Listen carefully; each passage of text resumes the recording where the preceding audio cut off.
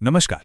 चलिए आज बात करते हैं इंटरव्यू के उस एक सवाल की जो किसी की नौकरी पक्की भी करवा सकता है और हाथ से निकलवा भी सकता है। इस विश्लेषण में हम इसी सवाल अपने बारे में बताइए का जवाब देना सीखेंगे, वो भी इतने बेहतरीन तरीके से कि पहली बार में ही एक जबरदस्त इंप्रेशन पड़े।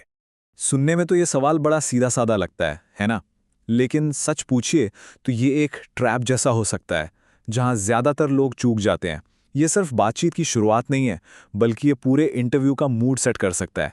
आज के जमाने में जहां इतना कंपटीशन है, वहां फर्स्ट इंप्रेशन बनाना पहले से कई ज्यादा जरूरी हो गया है। इसलिए एक शार्प और टू द पॉइंट जवाब ही सब कुछ है। ये सिर्फ ये नहीं बताता कि कोई क्या है, बल्कि ये भी दिखाता है कि कोई कितना प्रोफेशनल और फोकस्ड है। तो चलिए जरा समझते हैं कि आखिर ये सवाल हायरिंग प्रोसेस में इतना अहम क्यों माना जाता है। ये सिर्फ एक सवाल नहीं है, ये एक तरह का मूल्यांकन है। अब देखिए, जवाब देने के दो तरीके हो सकते हैं। एक तरफ है लंबी चौड़ी उबाऊ कहानी, जिससे इंटरव्यू लेने वाले की दिलचस्पी बस 20 सेकंड में ही खत्म हो जाती है।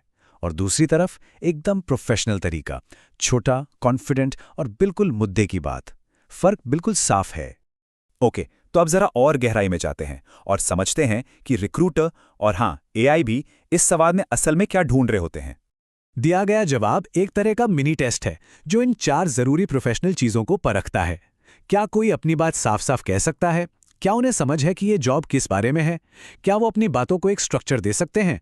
और सबसे जरूरी, क्या वो सच में यहां काम करने के लिए एक्साइटेड हैं? और हाँ, आज के दौर में एक और चीज है जिसका ध्यान रखना होता है। 2026 तक एआई स्क्रीनिंग टूल्स और भी कॉमन हो जाएंगे। मतलब किसी इंसान से बात होने से पहले ही एक एल्गोरिदम आवाज के उतार चढ़ाव और क्लैरिटी को एनालाइज कर रहा होगा। एक कमजोर शुरुआत का मतलब कम स्कोर हो सकता है, जिससे बाद में उभरना मुश्किल हो जाता है। पर घबराने की बात नहीं है।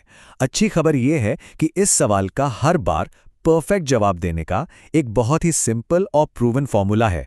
इसे सीखना और इस्तेमाल करना दोनों ही बहुत आसान है। सबसे पहली और सबसे जरूरी बात, टाइमिंग। आदर्श जवाब एकदम छोटा और क्रिस्प होना चाहिए, 60 से 90 सेकंड के अंदर अंदर। इससे सामने वाले के टाइम के लिए रिस्पेक्ट और अपनी तैयारी दोनों दिखती हैं। और वो प्रूवन फॉर्मूला है, प्रेजेंट, पास्ट, फ्यूचर। कितना आसान है याद रखना, है ना? अभी आप क्या हैं? पास्ट में आपने ऐसा क्या किया है जो इस जॉब से जुड़ा है, और फ्यूचर में इस रोल के लिए आप क्यों फिट बैठते हैं। अब ये बहुत इंटरेस्टिंग है।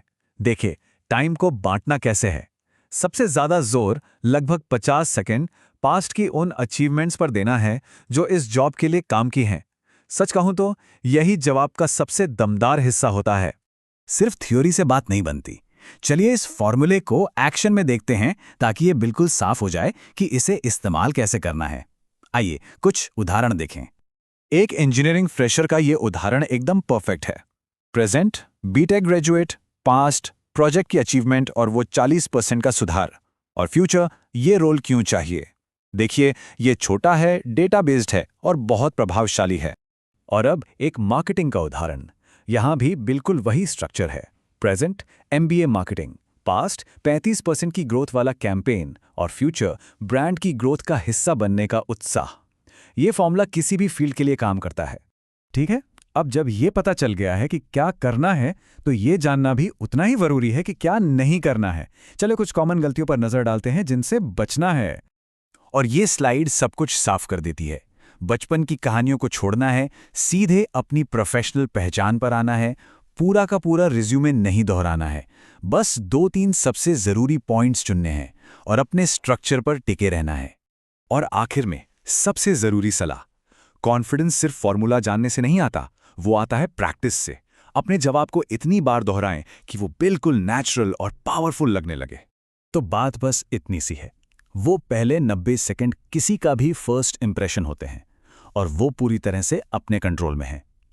ये सवाल एक मौका है ये दिखाने का कि आप कौन हैं और आप क्या कमाल कर सकते हैं। तो सवाल ये है कि क्या इस मौके का पूरा फायदा उठाने की तैयारी है।